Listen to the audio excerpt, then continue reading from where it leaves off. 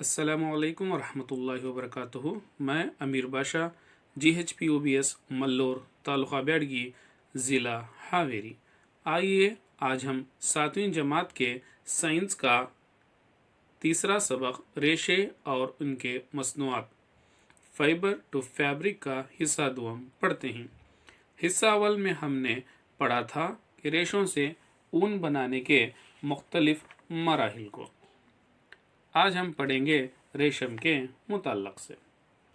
रेशम के रेशे भी हैवानी रेशे हैं। जैसा कि हमने ऊन के मुताल्लक से पढ़ा था कि ऊन एक हैवानी रेशे हैं, इसी तरीके से रेशम के रेशे भी हैवानी रेशे हैं।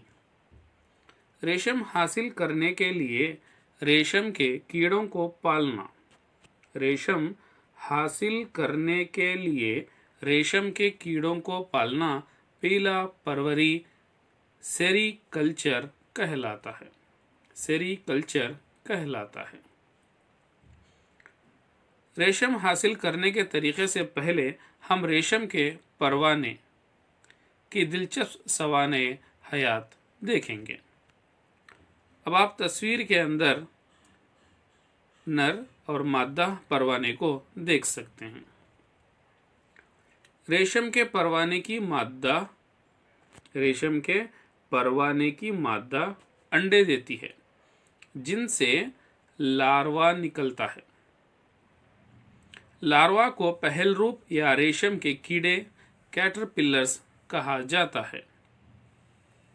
अब आप तस्वीर के अंदर पहल रूप या कैटरपिलर्स या रेशम के कीड़े को देख सकते हैं। इनका साइज बढ़ता रहता है।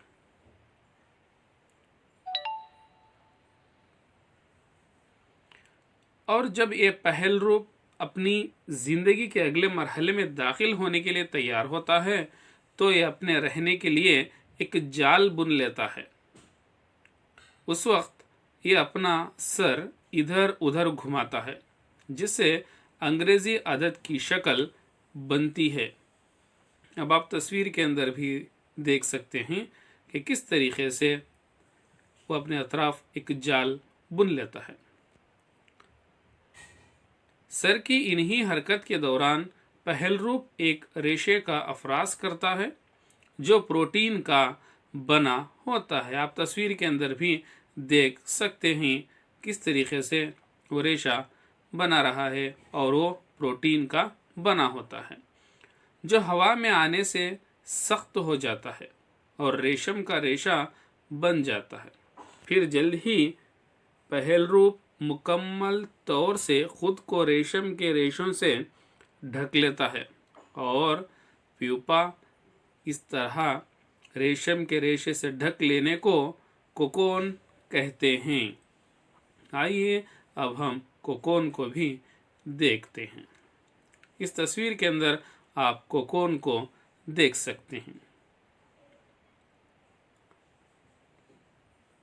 कोकोन के अंदर प्यूपा मजीद नशोनुमा पाकर परवाने की शक्ल इख्तियार कर लेता है, जैसा कि आप तस्वीर के अंदर देख सकते हैं।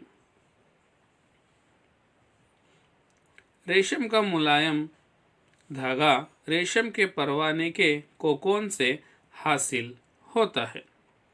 रेशम के परवानों की भी किस्में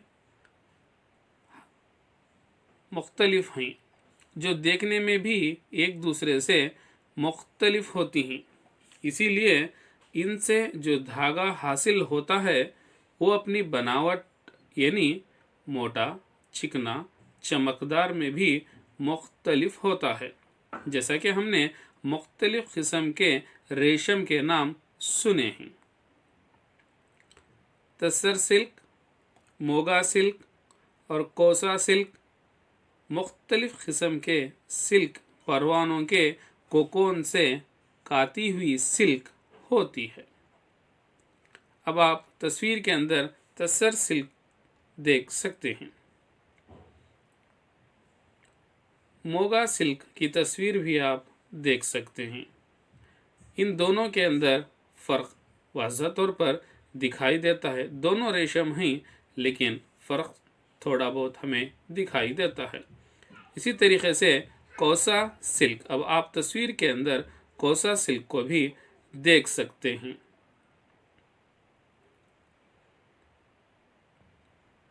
ज्यादा रेशम का सबसे आम परवाना मलबरी परवाना यानी मलबरी सिल्क मॉथ होता है।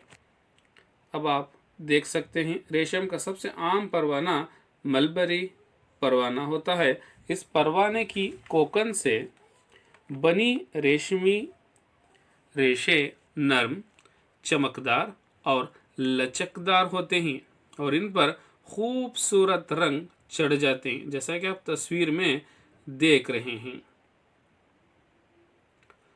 पीला परवरी यानी सेरीकल्चर रेशम के कीड़ों का पालन हिंदुस्तान का बहुत पुराना पेशा है। कोकोन से रेशम तक। रेशम हासिल करने के लिए रेशम के परवानों की परवरिश और देखभाल की जाती है। फिर इनके कोकोन को रेशमी धागा हासिल करने के लिए जमा किया जाता है। रेशम के परवाने की मादा एक ही वक्त में सैकड़ों अंडे देती है, जैसा कि आप तस्वीर के अंदर देख सकते हैं।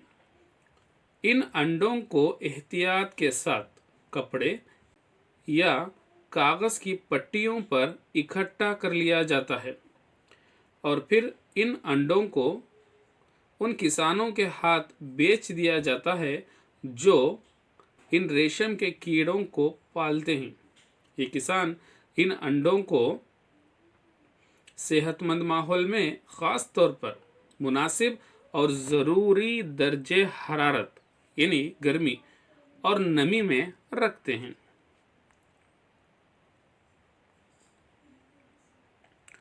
अंडों को मुनासिब दर्जे हरारत पर गर्म रखा जाता है और जब अंडों के सीने का अमल पूरा हो जाता है तो उनसे लार्वा निकलता है।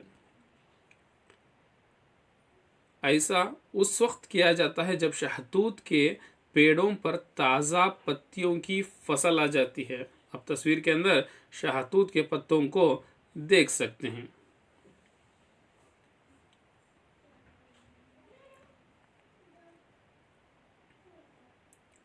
रेशम का कीड़ा दिन रात खा खा कर बढ़ता है।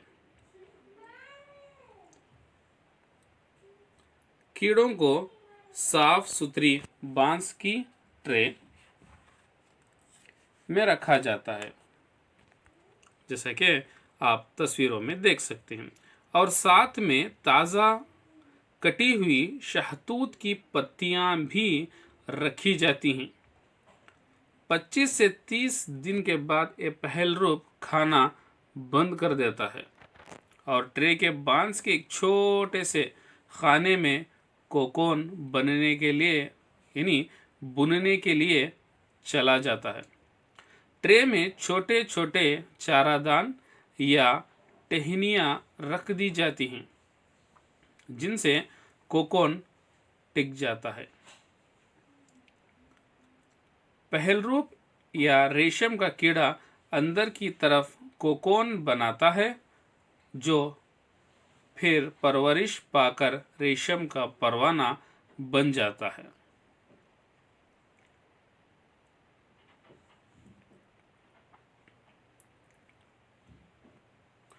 कोकोन के ढेर को रेशम के रेशे हासिल करने के लिए इस्तेमाल किया जाता है।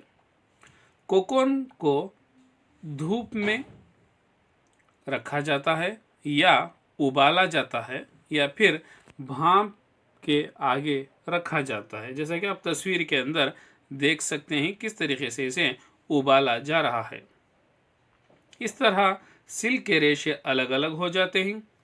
कोकोन से धागे जुदा करने को रेशम को इटेरना रीलिंग द सिल्क कहा जाता है। इटेरना का ये अमल अब ख़ास मशीनों से किया जाता है। आप तस्वीर के अंदर भी ये अमल को देख सकते हैं।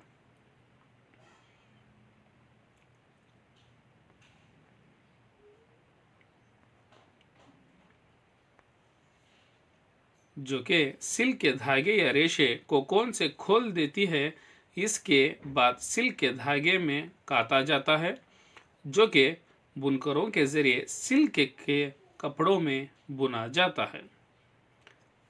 तो हमने इस सबक में रेशम बनाने का अमल मुख्तसर तौर पर देखा है।